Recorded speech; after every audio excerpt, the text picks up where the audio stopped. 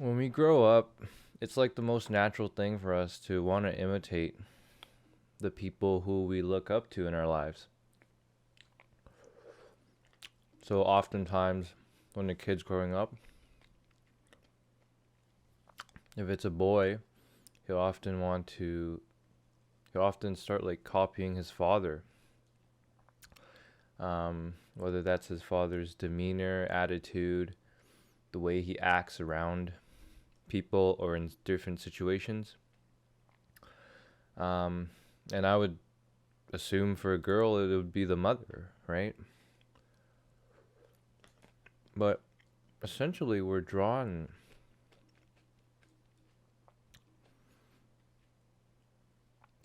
to these people who we think know more than us and who can teach us something about the world and about ourselves.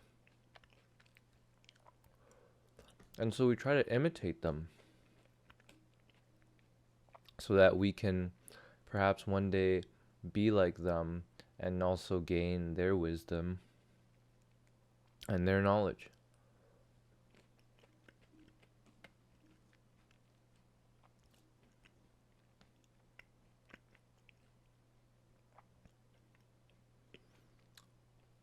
But it becomes a deeper question than just wanting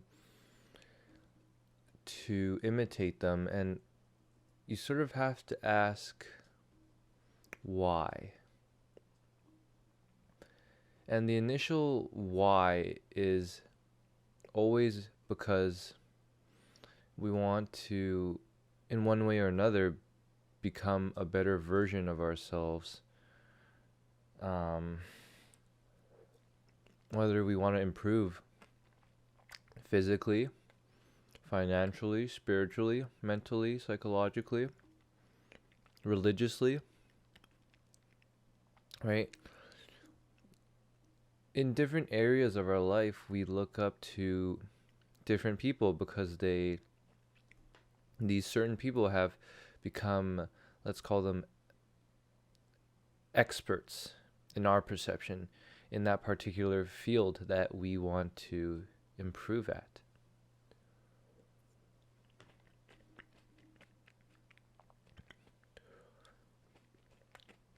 But there's a bigger nuance, I would say, to trying to imitate somebody great. And I think oftentimes we can get way too lost in that.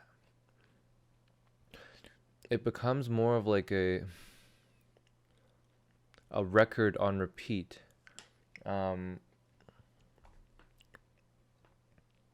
It becomes like a social script that we try to embody and cling on to.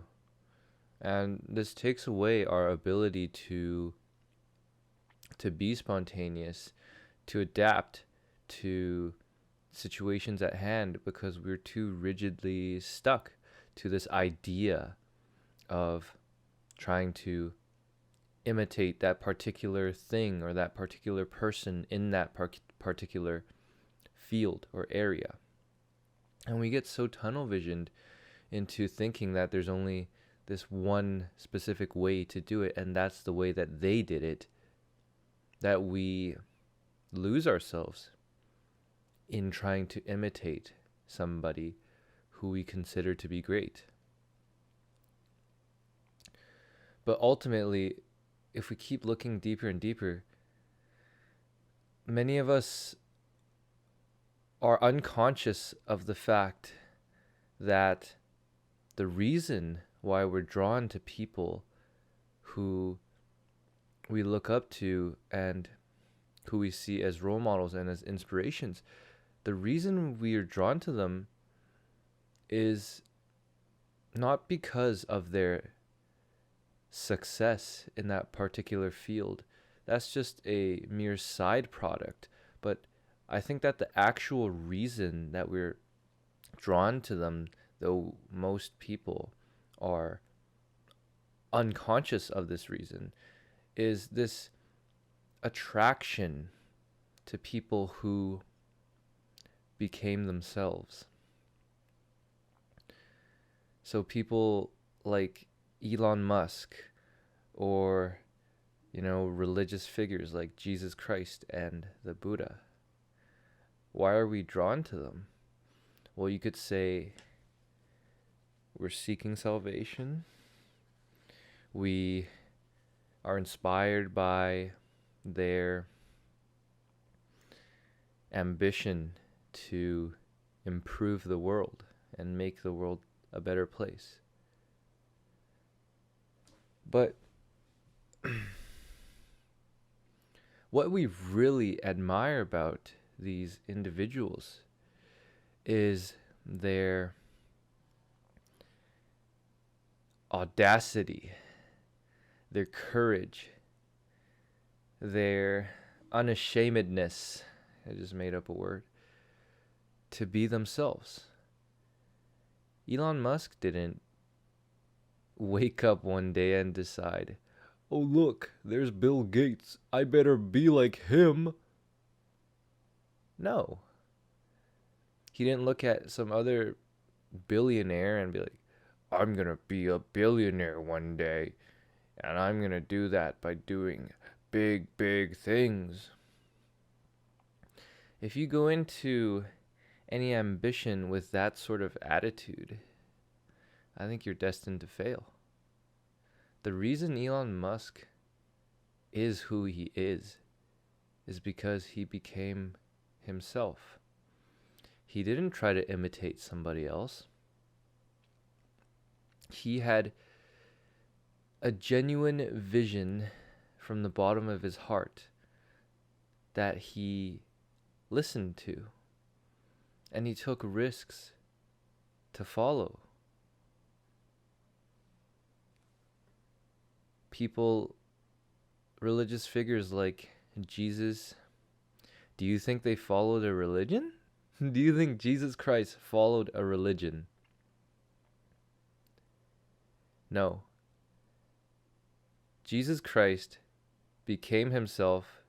He realized he was God. And then the people started following him. Jesus didn't create a religion. The people after him created a religion after him. Same with the Buddha, right? It's you could consider them to be completely different religions, but the problem is that they've become religions. Is because Buddha did not become enlightened by following a religion. He discovered his salvation in himself. And so what do people, once he lets other people know that he's become enlightened, what do the other people do? They associate enlightenment with him, with Gautama and his teachings. And so they make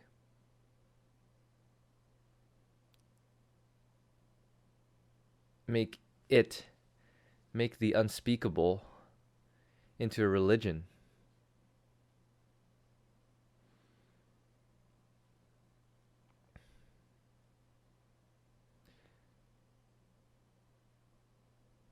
But what's the point of following a religion if you never really get there? You see, for thousands and thousands of years, we have these Christians and these Buddhists and Muslims and Jews, whatever, right? Following their religion. And do they ever get there? Do they ever get to the enlightened place where Jesus and the Buddha, where those guys got? And it's the same thing outside of religion. This is like almost like a universal human phenomena, in that we get so caught up trying to imitate those who we deemed as successful, who came before us, that we are completely blinded by the fact that their success didn't come from following, it came from expressing themselves and discovering themselves. And this unashamedness to be themselves and to express, we'll call their deepest truths, is what led them to their recognition. And I go to university and I see so many of my peers so caught up in the career trap, right? Wanting to become a consultant, work at some prestigious firm, you know, with a fancy name, or go into one of those stereotypical professions that are highly regarded, whether that's a doctor, lawyer, blah, blah, blah, right? At this point, it's like, wouldn't you say that they're following a religion as well? Do you see the parallel there? Like, how the separation between a religious institution, say Christianity or Buddhism, and one of the universities, how these are literally different, but also literally the same in a way. In that there's different sort of religions and you preach different sort of gods in the hopes that you'll attain that end reward. And a lot of the times for, 21st century, we'll call it, since everyone's very stuck in materialism and career and, the main thing people want is freedom in the form of external freedom, so in the form of money, external possessions, stuff like that. Whereas the religious institutions are focused on spiritual freedom or internal possession. But don't you see that on the outside, these things, they're like not even remotely close to being the same thing, but on the other hand, they're the same thing. Because at the end of the day, whether you're chasing internal freedom through spirituality and religion, or chasing external freedom, which everyone else, this is the dominant method of today, because we've pushed away religion, we've pushed that away, and now we preach science and external accomplishment, materialism, right? Because we don't believe in this spiritual woo-woo shit. Now we believe it's only real if you can see it with the eye, which is pretty much science, right? Scientific materialism, rationalism. And so, rather than being caught up in this, in spiritual salvation, we're caught up in material salvation. We think all these material things and achievements and possessions is what is going to set us free and make us feel whole. And that's where we've lost the way.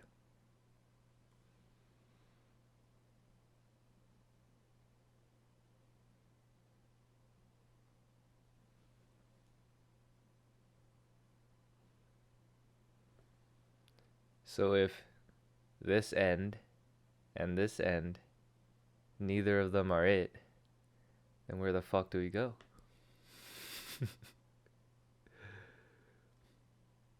To be continued. I'll see you next time.